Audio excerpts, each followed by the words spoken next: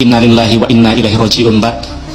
Di tengah bulan suci Ramadan, hari ini seluruh rakyat marah, Pak. Marah besar. Bahkan kami punya saudara, Pak, setiap hari, setiap ketemu kami selalu mengungkapkan kemarahannya. Mereka kecewa begitu mendalam terhadap Pertamina karena mereka merasa tertipu bertahun-tahun selama ini, Pak. Seperti yang telah kami sampaikan di awal bulan Desember yang lalu tentang kualitas BBM Pertamina yang dipertanyakan oleh banyak masyarakat kami, hari ini kekhawatiran kami di tahun lalu, Pak, bom waktu itu benar-benar meledak, Pak. Maka pada kesempatan hari ini, pada RDP kali ini, jujur saja, Pak, kami sedikit kecewa. Kami tunggu-tunggu dari tadi paparan soal terupdate pertama oplosan, tapi tidak ada sebaik kata pun yang menjelaskan soal itu di kesempatan pagi hari ini. Padahal kami menunggu-nunggu rapat ini dari berminggu-minggu yang lalu, sampai kami coba ingatkan di grup Komisi 6 dan sebagainya, dan alhamdulillah hari ini terlaksana, tapi juga tidak bisa mengurangi kegundahan kami dan masyarakat kami, Pak. Maka harapan kami korupsi yang sudah ditangani oleh kejaksaan, yaitu pertama oplosan yang katanya sudah merugikan negara lebih dari 1.000 triliun rupiah ini, Pak, dan juga bahkan yang kemarin yang terupdate ditemukan juga adanya kontra oplosan antara Pertamina dengan pihak swasta yang sudah berjalan sejak tahun 2017. Maka saya berharap ada penjelasan sejelas-jelasnya, Pak, nanti di akhir sesi ini, Pak.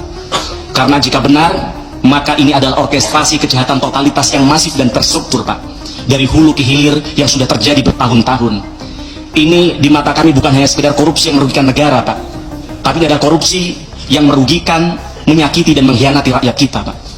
Bahkan tadi malam, Pak Simon, ketika kami mau tidur, Pak, kami mendengar satu berita yang di-share oleh kawan kami di grup Komisi 6, Pak. Menangis hati kami, Pak. Sama tahu di grup itu apa, Pak?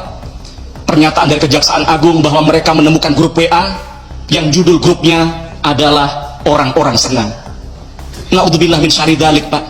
Jadi ternyata mereka melakukan selama ini dengan kesadaran, Pak, dengan menari-nari di atas penderitaan rakyat, untuk merampok bukan hanya dari negara tapi juga dari rakyat kami, Pak.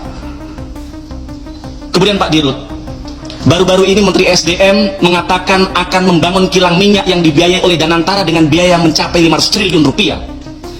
Lah jadi selama ini Pertamina tidak punya kilang baru, Pak.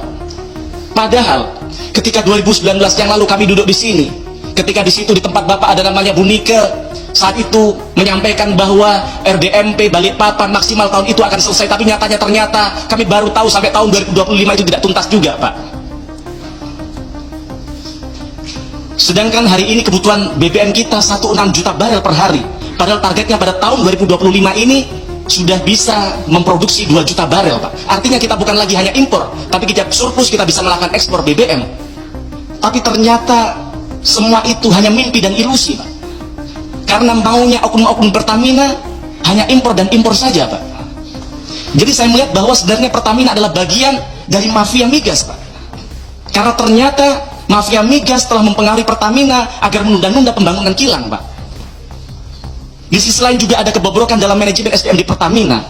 Mantan orang dalam Pertamina, mantan orang dalam Petral, entitas mafia yang sudah dibubarkan negara karena tempat sarangnya mafia di dalamnya, malah ternyata dirut Pertamina saat itu, salah satu orang Petral saat itu menjadi dirut Pertamina Patraniaga.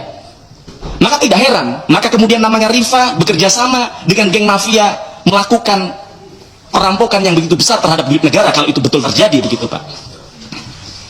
Kemudian yang kedua, Pak, heboh pertama oplosan saya rasa tidak cukup dengan hanya meminta maaf lalu seolah-olah dosa-dosa Pertamina selesai. Tidak. Lalu bagaimana dengan kerugian konsumen? Apa ada inisiatif dari Pertamina untuk memberikan mengganti kerugian mereka, Pak?